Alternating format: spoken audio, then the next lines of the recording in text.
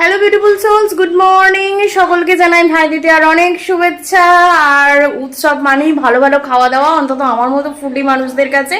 আমি জানি তোমরাও রান্না বান্নার রেসিপি খাওয়া দাওয়া দেখতে ভীষণ ভালোবাসো, তো চলো দেখিয়ে নিই আজকে কি রান্না হচ্ছে। এদিকে থালায় হয়ে গেছে বেগুন ভাজা, গোল গোল আলু ভাজা, উচ্ছে ভাজা। আর এদিকে কড়াই এখন শাক ভাজা হচ্ছে। শাক ভাজা হতে একটু সময় লাগে, তাই এটাকে একেবারে শেষকালে করছি। সত্যি কথা বলতে কি, শাক এত বেশি জল ছাড়ে যা আলাদা করে আর জল দিতে লাগে না। আর এদিকে দেখো ফ্রায়েড রাইসের জোগাড় যন্ত্র, সবজিপাতি কেটে রাখা হয়ে গেছে, কাজু কিশমিশ গরম মশলা সবই রেখে দিয়েছি। আর চালটা ভেজাতে রেখে দিয়েছি, কারণ অনেকটা চালের আজকে ফ্রায়েড রাইস হবে।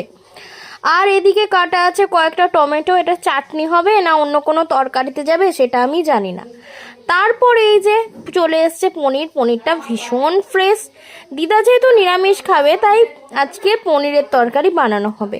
এই যে দেখো পনির কাটা হয়ে গেছে, আবার দেখা হবে একটু পরে।